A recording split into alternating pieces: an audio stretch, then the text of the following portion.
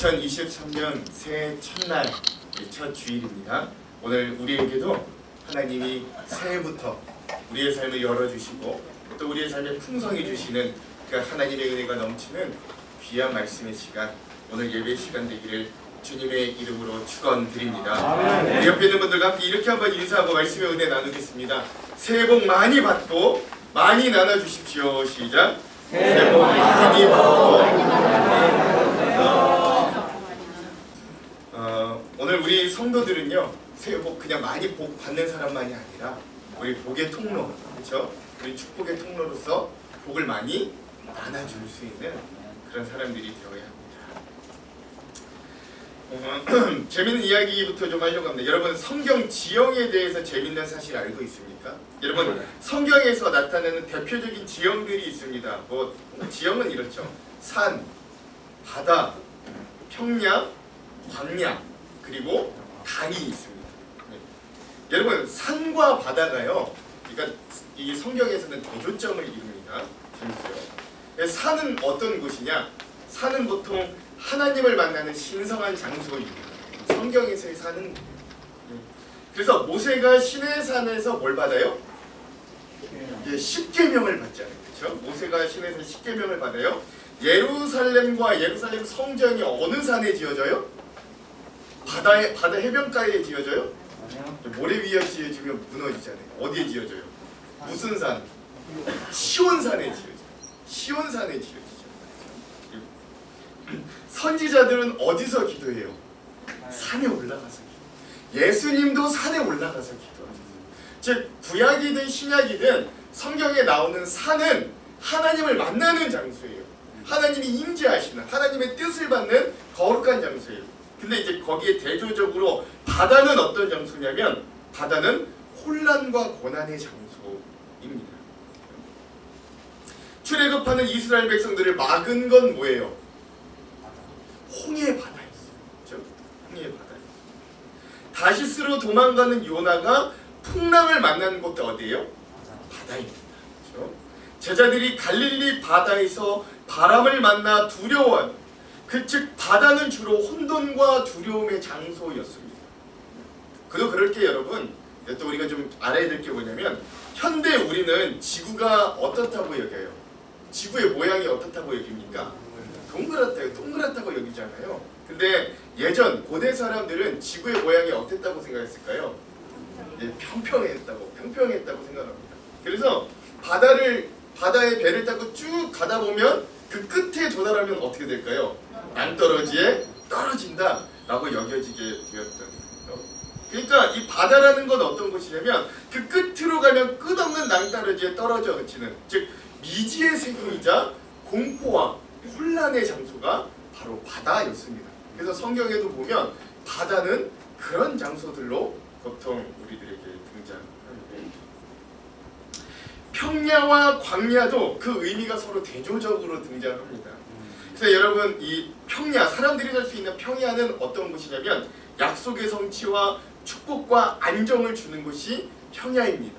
그래서 저는 2023년 우리 하안영록교회 성도들의 삶이 평야와 같은 삶이 되길 주님의 이름으로 축원드립니다. 아멘. 네, 아멘의 크기에 따라 그 평야가 커질 줄로.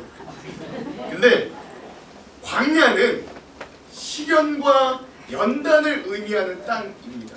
그러니까 평야와 광야는 또 좀 대조적으로 달라요. 근데 좀 재밌는 건 뭐냐면, 그렇다고 해서 광야가 무조건 시련과 연단을 의미하느냐? 근데 광야는요, 또 한편 하나님을 온전히 의지하게 만드는 은혜의 땅이 되기도 합니다.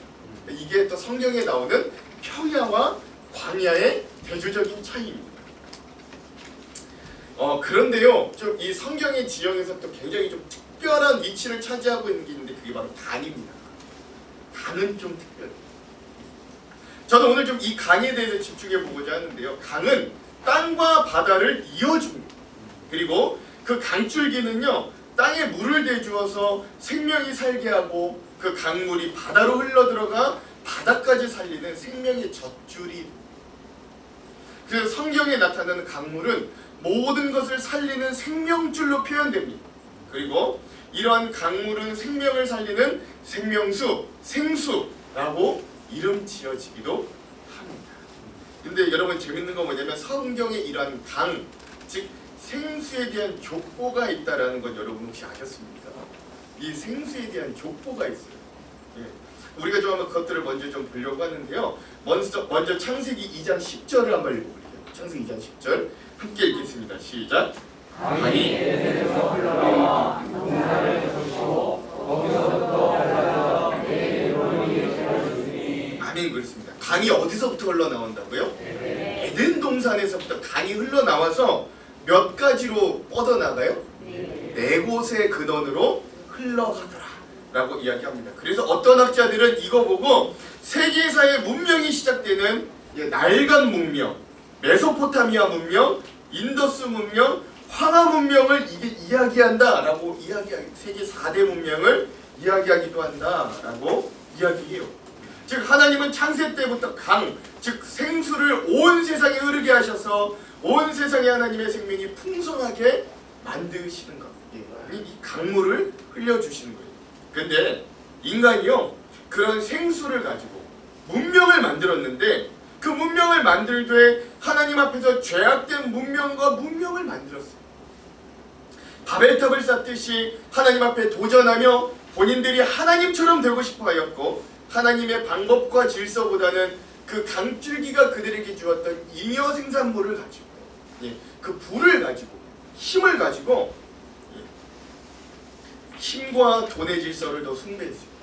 그래서 인간의 역사는 하나님의 징계와 심판 앞에 직면하였습니다. 특별히 이스라엘 백성들의 역사가 그러했어요. 그러나 그런 징계와 심판 앞에서도 하나님은 다시금 이 생수를 들어 회복하시는 역사를 보여줍니다. 그게 바로 오늘 본문 에스겔 47장에 나오는 환상의 내용인데요. 그 중에서도 우리가 8절과 9절의 말씀을 한번 읽어볼게요.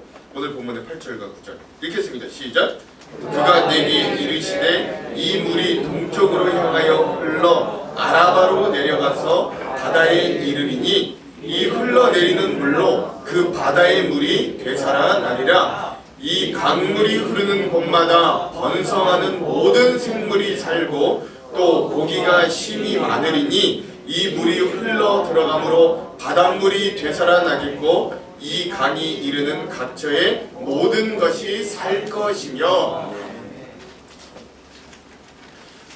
하나님은 심판받아 곧 멸망할 이스라엘 백성들에게 이 에스겔 선지자를 통해서 회복의 메시지를 전달해 주시는데 그 환상의 내용이 뭐냐? 하나님이 다시 세워주실 성전의 동편 물에서부터 물이 흘러나오는 거예요. 그 물이 처음에는 발목, 그 다음에는 무릎, 그 다음에는 허리, 그리고 그 다음에는 사람을 뒤 덮을 정도의 강물이 돼요. 그리고 그 엄청난 그 강물이 되는 그 물이 흐르는 곳곳마다 그 물이 닿는 곳곳마다 나무가 살아나고 물고기들이 살아나고 그 물을 먹는 모든 생물들이 번성하여 살아나요. 어부가 없던 곳에 어부가 생겨요. 자, 근데요, 그러면 여러분, 하나님께서 이런 오늘 본문에 이 에스겔에게 주신 이 환상이 구체적으로 우리들에게 성취되었던 성경의 때는 또 언제였어요? 제가 족보를 이야기하고 있잖아요. 그때는 언제였어요? 바로 요한복음 4장에 그 답이 있는데요. 요한복음 4장 13절에서 14절을 한번 읽어볼게요. 요한복음 4장 읽겠습니다. 시작. 예수께서 대답하여 이르시되 이 물을 마시는 자마다 다시 목마름을 이루어 내가 주는 물을 마시는 자는 영원히 목마르지 아니하리니 내가 주는 물은 그 속에서 영생하도록 솟아나는 샘물이 되리라. 아멘. 바로 예수님께서 이 땅에 오셔서 마르지 않는 샘을 영생하도록 솟아나는 샘물이 되어 주심으로 그 샘물을 받아들이고 마시는 자에게는 생명이 풍성하여지다 못해 영원한 생명을 갖게 아멘. 영원한 생명을 갖게 되는 놀라운 은혜를 베풀어 주심이 이 에스겔의 환상을 예수님이 오셔서 성취해 주십니다. 그리고 결국 예수님은요 십자가에 자신의 물과 피를 다 쏟으심으로 그 보혈을 통해 우리의 죄를 사해 주시고 그 보혈이 오늘 우리들에게 샘솟는 생수가 되어서 오늘 우리에게 놀라운 은혜와 사랑을 전달해 주십니다. 그래서 저는 오늘 우리에게도 이런 강물, 즉 생수가 흘러넘치는 사람들과 공동체가 바로 오늘 우리 교회가 되기를 주님의 이름으로 축원드립니다. 아멘. 예. 즉 하나님께서 창세 때부터 생명을 풍성하게 만드셨던 이 강물이 에스겔의 환상을 통해 전달되었고, 또 결국 그것이 예수 그리스도의 십자가 보혈로 성취되어 오늘 우리에게까지 흘러오게 하신 거예요. 이게 이 성경에 나오는 강물의 족보입니다. 그리고 우리는 그 십자가 보혈을 통해 놀라운 구원의 은혜를 경험하고 고백하는 사람들로 여기에 모여 있습니다. 그러니까 그 강물을, 그 보혈을 우리는 이미 받은 거예요. 그리고 그 사랑과 은혜를 놀랍도록 경험한 사람들이 모인 것이 바로 우리의 교회입니다. 아멘. 그렇게 고백하신다면 다시 한번 여러분 아멘으로 화답하시기 바랍니다. 아멘. 그렇죠. 여러분 이 고백이 있지 않고는 올 한 해 우리가 한 발자국도 앞으로 나아갈 수 없기 때문에 제가 좀 장황하게 여러분들에게 이 사실을 좀 확인했습니다. 자, 여러분과 제가 그럼 이렇게 고백한 대로 우리는 이 십자가의 보혈의 샘솟는 샘물을 통해 구원을 얻었다라고 고백하는 사람들이에요. 그렇죠? 예. 또는 여기 계신 몇몇 분들은 아직 그 사실이 온전히 마음에 와닿지는 않지만 그래도 언젠가는 내가 그렇게 고백하기를 원하는 사람들이라고 저는 믿습니다. 맞습니까? 그래서 저는 먼저 우리 공동체가 이 강물의 성취, 즉 그 모든 것들을 살아나게 하는 이 강물, 샘물, 생명수의 이 성취인 이 십자가 보혈의 능력으로 풍성해지기를 간절히 소망합니다. 아멘. 여러분 제가 안 보이는데 제가 우리 교회 표를 뭐라 그랬어요? 우리 그리스도의 향기 나는 교회.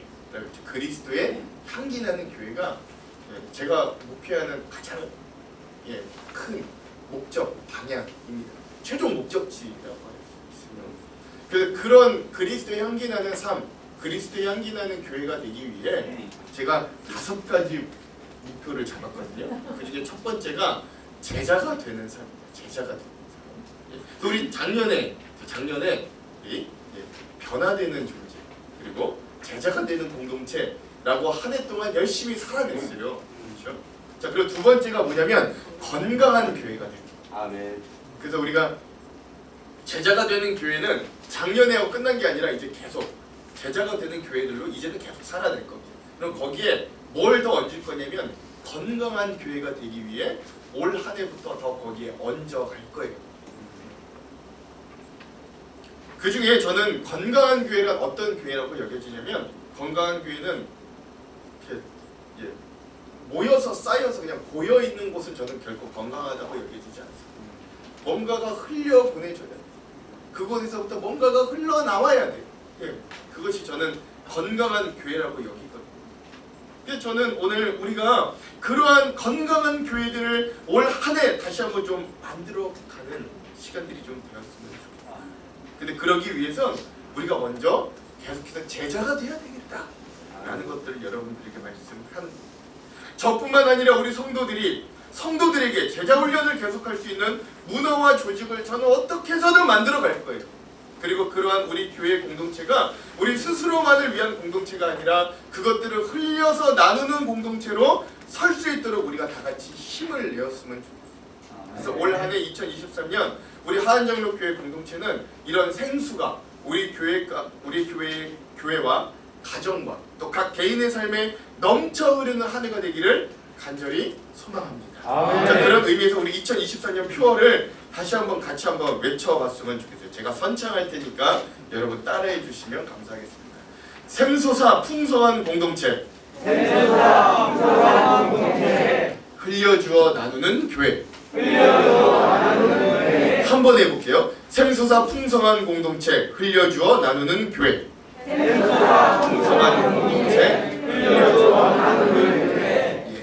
그래서 오늘 이 표어가 우리 교회가 살아있구나, 건강하구나 라는 것들을 우리에게 증명해주는 그런 한 해들 이 표어가 되었으면 좋겠습니다. 아멘. 자, 그럼 오늘 우리 이 주제를 가지고 두 가지 은혜를 한번 나눌게요. 자, 먼저 첫째, 그래서 오늘 우리는 좀 복음을 흘려보내는 풍성한 공동체가 될 수 있어야 합니다. 이게 먼저예요.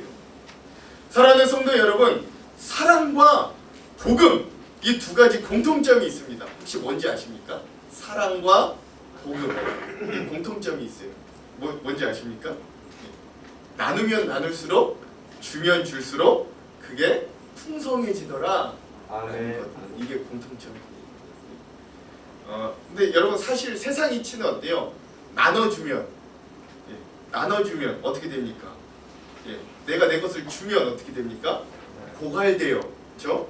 고갈됩니다. 사라져요. 없어져요. 이게 세상 이치입니다. 그런데 특별하게 사랑 그리고 복음은요. 내 것을 나누면 나눌수록 풍성해지더라 라는 것. 그래서 복음 성가에 보면 이런 노래 있잖아요. 사랑은 참으로 뭐 하는 거? 버리는 거. 버리는 거. 왜? 버려야 더 나눠줘야 풍성해지. 그래서 오늘 우리 교회도 그런 사랑과 복음을 나누고 흘려줄 수 있어야 됩니다. 그래야 샘솟아 풍성해질 수 있는. 오늘 본문의 말씀의 상황은 하나님의 말씀에 순종하지 못하여서 심판을 받고 있는 이스라엘 백성들에게 하나님이 회복을 약속하여 주시는데 그 회복이 바로 성전의 회복을 말합니다. 고통받고 있는 이스라엘 백성들에게 또는 억압받고 있는 이 백성들을 회복하는 하나님의 놀라운 역사는 이 백성들에게 지금 크나큰 군사력을 회복해 주시는 것도 아니고 엄청난 재력을 회복해 주시는 것도 아니 하나님이 이 고난받고 어려움 가운데 있는 이 백성들을 회복하여 주시는 가장 첫 번째 모습은 뭐냐면 이들의 성전이 회복되게 하여 주십니다. 다 같이 에스겔 47장 1절과 2절의 말씀을 한번 읽어볼까요? 1절과 2절의 말씀 함께 읽겠습니다. 시작. 그가 나를 데리고 성전문에 이르시니 성전의 앞문이 동쪽을 향하였는데 그 문지방 밑에서 불이 나와 동쪽으로 흘러가 성전 오른쪽 제단 남쪽으로 흘러내리더라. 그가 또 나를 데리고 북문으로 나가서 바깥길로 꺾여 동쪽을 향한 바깥문에 이르시기로 본즉 물이 그 오른쪽에서 스며 나오더라. 여러분 여기 말씀처럼 이 성전이 회복되고 나니까 이 성전의 동편 문에서 어떤 일들이 일어나기 시작해요? 성전 오른쪽 문에서 뭐가 나오기 시작한대요? 물이 나오기 시작. 물이 나오기 시작. 그럼 여러분 여기서 성전은 지금 우리로 치자면 뭘 이야기하는 걸까요? 교회를 오늘 우리의 교회를 여러분 이 성전에서부터 회복이 시작됐다라는 걸 기억하십시오. 여러분 세상에 많은 장소들이 있습니다. 지금 우리 교회보다 더 좋은 곳들이 얼마나 많은지 몰라요. 더 재밌는 곳, 더 화려한 곳, 더 고풍스럽고 더 고급스러운 곳도 얼마나 많이 있는지 모릅니다. 하지만 교회에서부터만이 진정한 회복이 흐를 수 있고 그곳에서부터만이 우리의 믿음과 신앙이 시작될 수 있습니다. 왜냐하면 교회에서 복음이 흘러나오기 때문에. 아멘. 교회에서 되는 예수 그리스도의 십자가 복음, 그리고 우리가 그 복음을 듣고 삶으로 살아내는 향기가 바로 여기서 말하는 성전 동편에서 흐르는 물이 되는 거예요. 그러니까 오늘 말씀에 대입해본 진정 샘솟아 풍성한 공동체는 교회만 든든히 세워지는 것이 아니라 그 든든히 세워진 교회에서 뭔가가 흘러넘쳐서 생명이 움트게 만드는 게 건강한 교회다라는 걸 알 수 있어요. 진짜 살아있는 교회, 회복된 교회는 그런 교회인데 여러분 이스라엘에 가면 사해 바다라는 바다가 있습니다. 안 가보셔도 다 잘 아시죠. 그 왜 이름이 사해일까요? 죽은 바다기 때문에 사해입니다. 왜냐면 그 바다가요 물을 흘려보내지 않고 그 물을 그대로 받아두고 있는 거기 때문에 염도가 다른 바다에 비해서 굉장히 높다고 합니다. 그러니까 염도가 굉장히 높다 보니까 그 바다에 어떤 생물들이 살아갈 수가 없어요. 그래서 그 사해에 가면은 그냥 수영 못한 사람도 몸이 둥둥 뜰 정도로 염도가 그렇게 강하다. 어쨌든 중요한 건 뭐냐면 그 사해는 흘려보내지 않기 때문에 그 바다에 생명체가 살 수 없는 거예요. 죽은 바다가 됐기 때문입니다. 그런데 그곳이 꼭 바다는 아니더라도 여러분 작은 냇물, 강물이라도 그 물이 흐르고 흐르면 그곳에 생명이 살아요. 그곳에 생명이 살아요. 그 물가 주변은 항상 나무와 비옥한 토지가 형성됩니다. 이게 살아있어 회복되는 물의 위력이에요. 그래서 저는 특별히 우리 하한장로교회가 그런 교회로 회복되어지고 흘려보내기를 원하는데, 저는 특별히 먼저 우리가 복음을 흘려보내는 교회가 되기를 소망합니다. 아멘. 교회가 아무리 좋은 것을 세상에 많이 흘려보내도 그 교회가 복음을 세상에 보내지 못하면 그 교회는 결코 건강한 교회라고 할 수 없어요. 다른 걸 지금 흘려보내지 말라는 게 아니라 우선순위가 뭐냐를 이야기하는 거예요. 우리가 세상과 구별되는 가장 특별한 점은 바로 복음이 우리 교회를 지배하고 그 복음의 반석 위에 우리가 세워져 있다라는 것입니다. 그리하여 2000년 전부터 이 땅, 이 세상에 세워진 교회는 이 복음을 흘려보내며 예루살렘과 온 유대와 사마리아와 땅끝까지, 대한민국과 전 세계에 이르기까지 수많은 영혼과 생명들을 살려왔습니다. 그리고 교회의 사명은 주님이 오시기 전까지 계속해서 그 생명을 살리는 일들을 감당할 거예요. 근데 안타깝게도 현대 대한민국에서는 교회가 손가락질의 대상이 됐습니다. 수많은 목회자들의 범죄, 돈의 승상, 성적인 일탈, 세습, 각종 비리로 인해 때로는 교회가 희망 없어. 교회가 세상을 걱정해야 되는데 오히려 요즘 보면 세상이 교회를 걱정해요. 아, 저 목사 저렇게 하면 안 되는데. 아, 저 믿는 사람이라면서 왜 저러지? 세상이 오히려 교회를 걱정해 주는 거. 근데 여러분 기억하십시오. 근데 여러분, 눈에 보이는 그런 뉴스에 나오는 교회보다 그래도 그런 와중에도 건강한 교회를 추구하며 여전히 진실되게 신앙생활하려고 그 복음이 흘러나오도록 살면서 발버둥 치는 성도와 교회가 우리가 생각하는 것보다 아직 많이 남아있어요. 아멘. 예. 장로교회도 그런 교회 중에 하나라고 믿습니다. 아멘. 그리고 우리는 세상 보기에는 작은 공동체일지는 몰라도 이 안에서 복음의 능력을 체험하고 변화를 이루려고 발버둥 치는 공동체임을 저는 확신합니다. 아멘. 다음 하나 보여주시겠어요? 장면은, 예. 여러분, 미국 속담에 이런 말이 있다 그래요. 아기를 씻긴 목욕물을 버릴 때 아기까지 버리지 말라. 이런 미국 속담이 있다. 즉 여러분, 오늘 우리가 겉으로 보기에 우리 교회가 소망 없어 보이는 교회일지 몰라도 그 교회가 품고 있는 복음에 대해서 여러분 우리가 포기하면 안 돼요. 그러면 우리는 소망 없는 교회의 겉모습에 대한 낙담에 집중하기보다는 오늘 그 형편없는 사람들을 사용하셔서 여전히 그리스도의 복음이 흘러나오게 하시는 하나님의 능력에 더욱 집중할 수 있어야 돼요. 왜냐하면 예수 그리스도의 복음은 우리가 생각했던 것보다 훨씬 더 그 힘이 강력하기 때문에. 아멘. 제가 그걸 경험하지 않았다면 이 젊은 나이에 이렇게 어렵게 목사를 하고 있지 않았을 거예요. 그 확신이 없었다면 뭐하러 이렇게 합니까? 교회에서 흘러나오는 이제 십자가 복음의 힘은 여전히 강합니다. 아멘. 그 무엇이든 세상 속에서 여러분 생각해 보십시오. 요즘 세상이 더욱 그렇죠. 세상은 뭐든지 다 빠르게 변합니다. 특히 현대는 그 변화의 속도가 너무 빨라서 오늘 우리가 불안하고 두렵기까지. 그런데 여러분, 그 세상 가운데서 잘 변하지 않는 게 있어요. 그게 뭘까요? 납니다. 나는 안 변해. 세상은 다 너무나 빨리 잘 변하는데 나는 잘.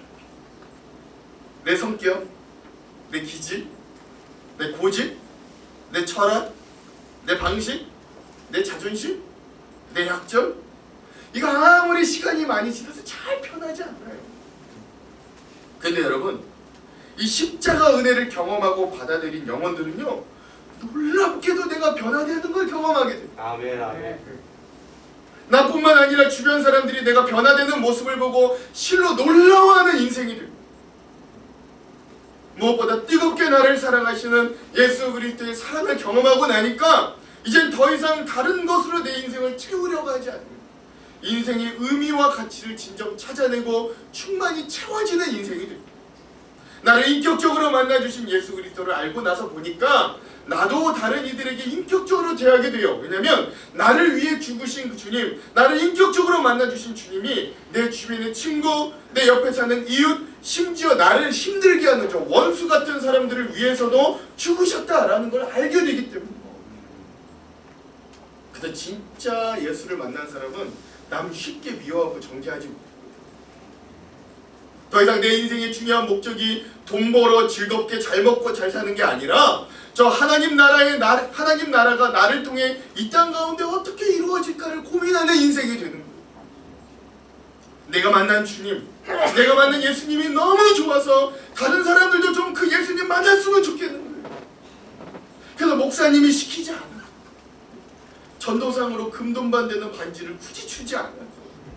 예수님이 너무 좋아서 내가 소중히 여기는 분에게 예수님을 소개하려고 애쓰는 거예요. 너도 인생의 의미와 가치라고 진짜 느껴봐. 그래서 그는 주변 사람들에게 소망의 이유가 됩니다. 그래서 우리가 그 복음의 강물이 흐르는 교회로 회복되길 원한다면 우리가 먼저 복음을 제대로 알고 전수받고 전수하는 사람들이 되어야 될 줄로 믿습니다. 아멘. 사람의 눈에 연약해 보이는 그 복음은 우리의 삶에 들어와 처음에는 이 발목만 덮는 것처럼, 그러나 그 복음이 점점 우리의 삶을 조금씩 변화시키는 것 같지만 그 복음은 결국 우리의 무릎을, 우리의 허를, 그리고 그 복음은 결국 우리를 다 집어삼켜서 오늘 우리의 옛사람은 그 복음에 빠져 죽게 만든다. 그 놀라운 복음에 헤엄치는 우리 새 사람은 풍성한 삶을 얻게 하여 주시고, 그러면 올 한 해도 이 복음이 우리의 삶에 흐르도록 전수하고 전하는 한 해, 복음이 풍성히 샘솟는 한 해가 먼저 되기를 주님의 이름으로 축원합니다. 우리 옆에 있는 분들과 함께 이렇게 한번 도전할게요. 당신을 통해 복음이 샘솟아 또 다른 한 영혼에게 흐르기를 소망합니다. 시작. 당신을 통해 복음이 샘솟아 또 다른 한 영혼에게 흐르기를 소망합니다. 이게 첫 번째, 우리 샘솟아 풍성한 복음. 그럼 두 번째, 그렇다면 우리가 이렇게 복음으로 샘솟아 풍성해졌다면 우리의 마음과 재정을 흘려보낼 수 있습니다. 좀 더 쉬운 표현을 하자면 우리 좀 공감하고 나누는 교회가 되어야 합니다. 아멘. 여러분, 이 공감은요, 먼저 우리 교회 내부의 성도들의 모임에서부터 시작합니다. 함께 모이기가 기쁘고 기대가 되려면 우리가 먼저 서로가 서로에게 공감해주고 공감되어야 합니다. 마음이 맞지 않는데 그 공동체가 기쁨과 사랑과 보람을 느낄 수 없습니다. 저는 우리 교회가 그래서 이번 한 해도 모일 때마다 서로의 기도 제목이 진실하게 나누어지고, 아멘. 또 그 나눔의 비밀이 성숙하게 지켜지고, 아멘. 또 그리고 각자의 기도의 자리에서 그 제목들이 신실하게 중보되어지는 교회가 되기를 소망합니다. 아멘. 그 옆에 있는 성도의 마음을 알아서 쉽게 말하거나 판단하지 않는 교회, 아멘. 그 마음을 알아서 긍휼히 여기고 쉽게 정죄하지 않는 교회, 그 마음을 알아서 말하지 않아도 챙겨주고 이해하고 양보하는 교회가 되기를 소망합니다. 아멘. 그리고 여태껏 그렇게 잘해왔다. 저는 또한 그렇게 힘을 얻고 사랑을 얻은 우리가 그 마음을 세상의 사람들에게, 특별히 우리가 관계하는 일터와 이웃들에게 나누어주면서 우리 교회가 많은 사람들에게 마음과 공감을 전달하는 그런 놀라운 사랑을, 그 마음을 먼저 흘려보내는 교회가 되었으면 좋겠습니다. 그리고 나서 최종적으로 우리는 우리의 재정을 흘려보낼 수 있습니다. 저는 우리 교회가 구제와 선교하는 교회가 되기를 간절히 소망합니다. 오늘 또 다른 본문인 고린도전서 16장에 보면 극심한 가뭄과 기근이 찾아와서 예루살렘 교회가 큰 어려움에 처하게 되자 바울은 이 예루살렘 교회를 돕기 위해 또 다른 지역, 소아시아 지역과 그리스 지역과 마게도니아 지역에 있는 교회들에게 도움의 손길을 요청하는데요. 그 내용이 오늘 본문의 16장 1절에서 2절입니다. 한번 같이 읽어볼게요. 읽겠습니다. 시작. 성도를 위하여는 내가 하나님께 너와 같이 너희도 노력하라. 내 순간에 너희 각 사람이 쉬겠다고 하라. 내가 갈 때에 연보를 함께 하라. 바울이요, 연보에 대해서 이야기합니다. 여러분, 연보라고 하면 말이 좀 생소합니다만 이 연보라는 말의 뜻은 버릴 연에 도울 보라고 합니다. 즉, 내 것을 버려서, 버리다는 표현이 좀 그런데 내 것을 주어서 남을 돕는 것, 즉 자기 재물을 내어 남을 돕는 것을 연보라고 합니다. 예. 그러니까 지금 오늘 우리 신약 시대 교회로 이야기하자면 뭐 구제원금 뭐 이렇게 이야기될 수 있는 거예요. 예. 근데 중요한 건 바울은 그저 이 연보를 이 다른 교회들에게 요청하면서 그저 예루살렘 교회 어려우니까 도와달라, 돕는 게 사랑이다라고 이야기하지 않는다는 거예요. 그리고 예수 그리스도를 만난 성도가 어떻게 재정을 흘려 나누어야 할지를 굉장히 조목조목 구체적으로 알려줍니다. 4가지로 알려주는데, 자, 첫 번째 한번 읽어볼까요? 시작. 모든 성도가 참여할 것. 두 번째, 매 주일마다 정기적으로 모금할 것. 셋째, 수입에 따라 형편대로 할 것. 넷째, 미리미리 저축해두어 성의를 표시할 것. 예. 이렇게 굉장히 까다롭게 이야기하고, 야 이거 뭐 어려워서 뭐 어려운 사람 돕겠나 뭐 그러겠는데, 근데 이렇게 하라는. 왜냐하면 여기에 바울 사도의 특별한 의도가 담겨 있기 때문에.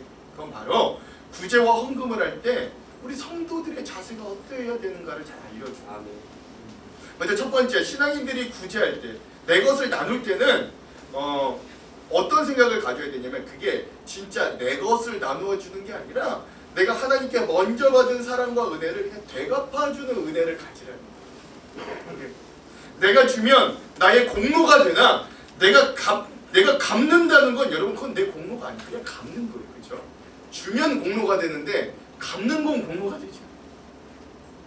이건 마치 부모님에게 받은 은혜를 내가 갚을 길이 없어서 결국 그 은혜를 부모님께 도로 갚지 못하고 내 자녀들에게 갚아가는 것처럼 말합니다. 오늘 우리도 하나님에게 받은 그 은혜와 사랑을 우리 주변의 어려운 이웃과 교회와 선교주에 주는 것이 우리가 주는 게 아니라 갚는 거예요. 복음의 빛을 갚는 거예요.